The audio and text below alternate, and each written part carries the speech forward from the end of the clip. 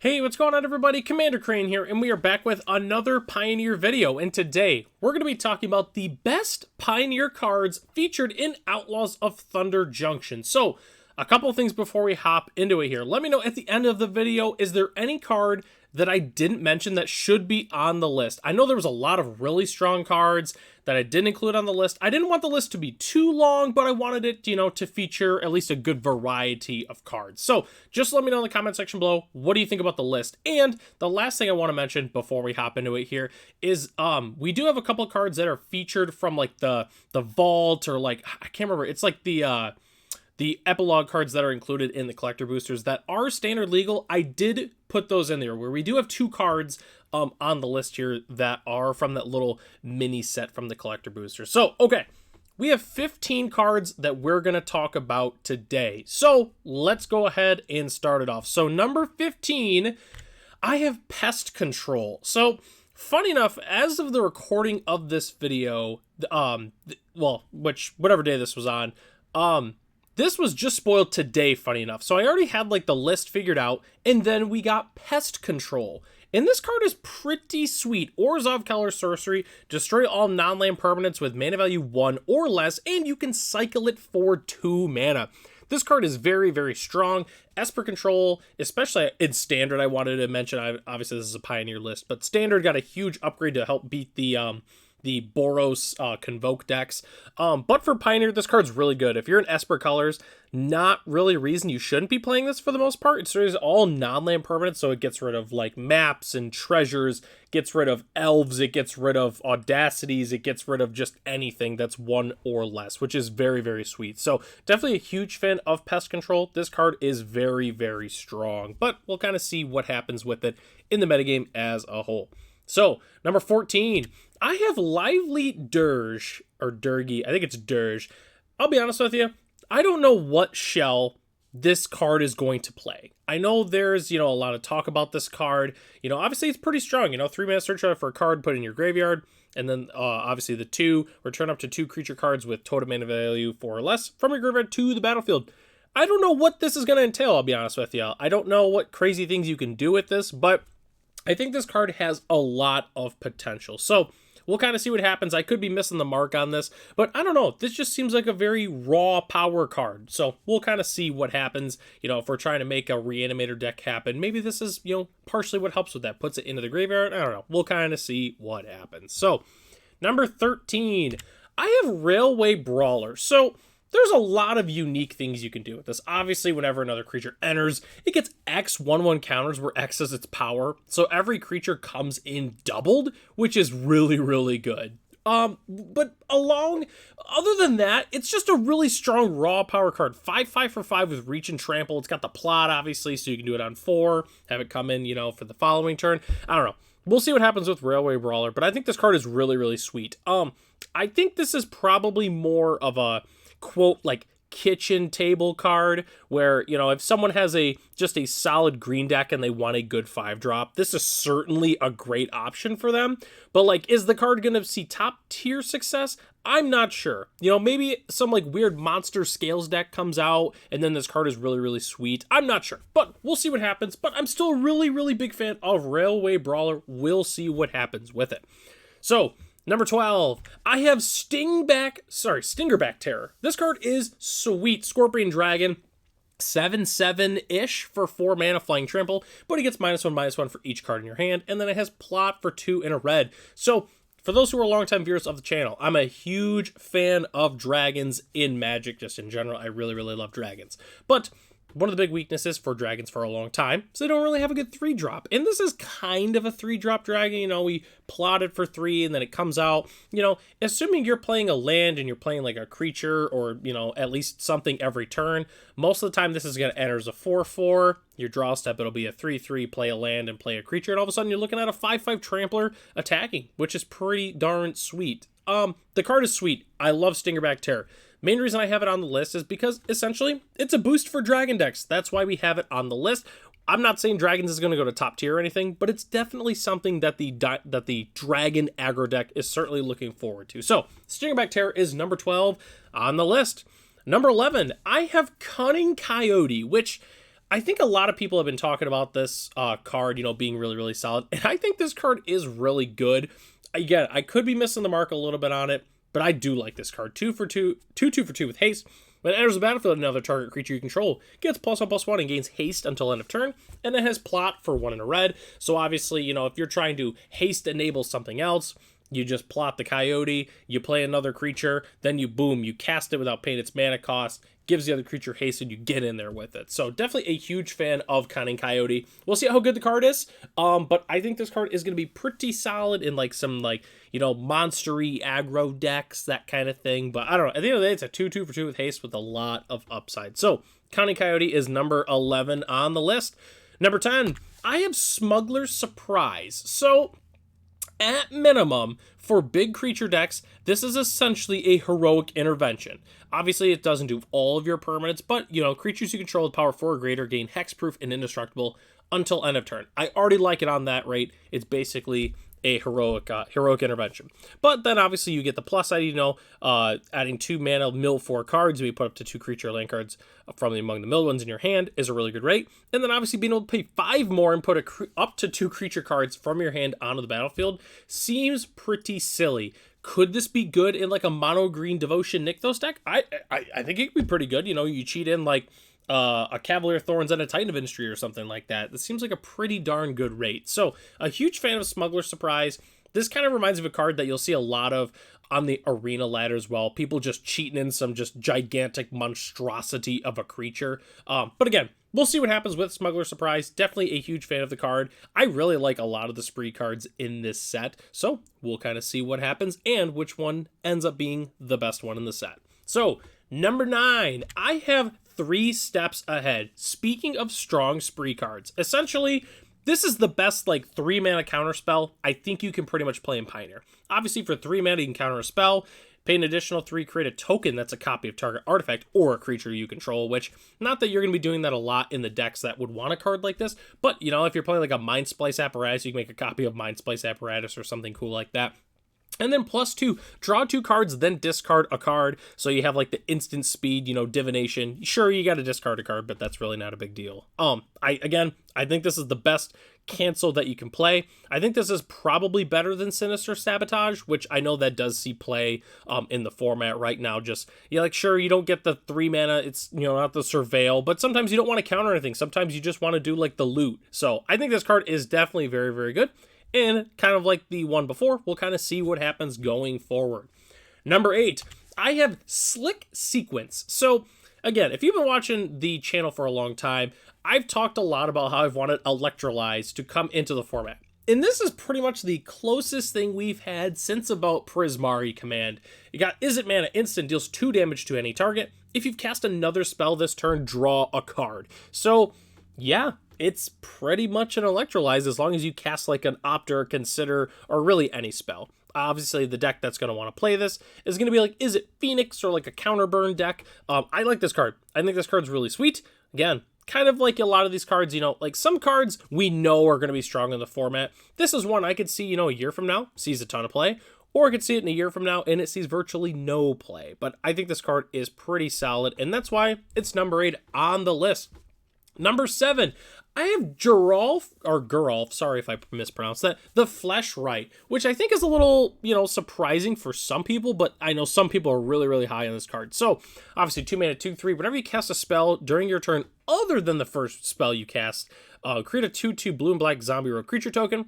Whenever a zombie enters the battlefield under control, put a +1/+1 counter on it for each other zombie that entered the battlefield under your control this turn. So, obviously, the first thing that comes to most people's head is playing, you know, some sort of like Spell Slinger Pyromancer deck. And quite frankly, I think that's definitely the best option for it. Sure, it's more expensive than Young Pyromancer, you know, and third Path Iconoclast, but the advantage is, A, it's a 2/3, so it's a little bit bigger. It doesn't die to, like, end the festivities.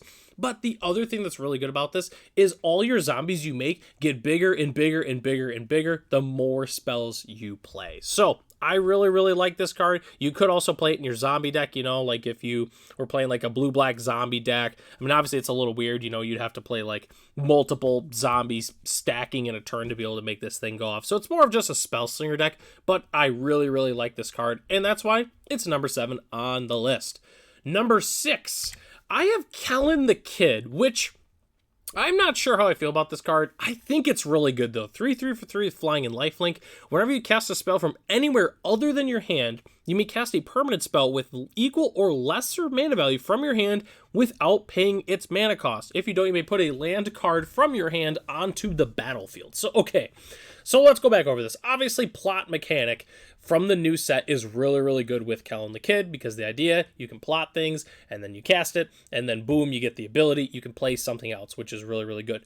But I think what a lot of people are not talking about is adventure spells. It works really, really well with all the adventure spells. You play like your Brazen Borrowers, or, you know, I'm trying to think of other good adventure cards. I'd say Bone Crusher Giant, but it's not red, you know, and this is a Bant card. But pretty much play your Lovestruck Beast, whatever, and then you get additional value from that. Like, heck, you can play without paying its mana cost. You can just play a Lovestruck Beast, and then boom, you get, then play the other side of Lovestruck Beast, which I'm forgetting the name to make the 1/1. But just getting value from that. Or, again, at the end of the day, let's say you don't have something to play, just put a land into play. I don't know. I think this card is really, really sweet. And once again, it says you may put a land card from your hand onto the battlefield. It doesn't say tapped. So if you plot a card, then let's say you play Kell. You plot a card on like turn 2 or turn 3. So then boom, you get the land trigger. Boom, you can ramp yourself, maybe play something even bigger. Who knows? Kell the Kid is absolutely sweet. I love this card. I think it's going to be solid moving forward.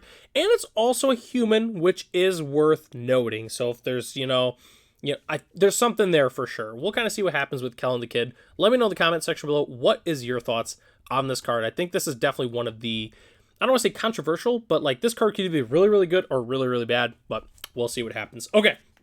So we're in the top 5 now. There's a lot of cards that, we talked about where they could have a niche in the format. But this top 5, I'm pretty confident that a lot of these cards are going to see play in the format. So, number 5, I have Aven Interrupter, which is a card that not a lot of people really saw just because it was really late into spoilers and it kind of got, caught up in the mix. But it's a 2/2 for 3 with flying and flash. When it enters the battlefield, exile target spell, it becomes plotted. Spells your opponents cast from graveyards or from exile cost 2 more to cast. So, a couple things I want to go over with this card. Obviously, you have like that pseudo, it kind of reminds me of like a Skyclave Apparition in a way. You got that 3 mana disruptor.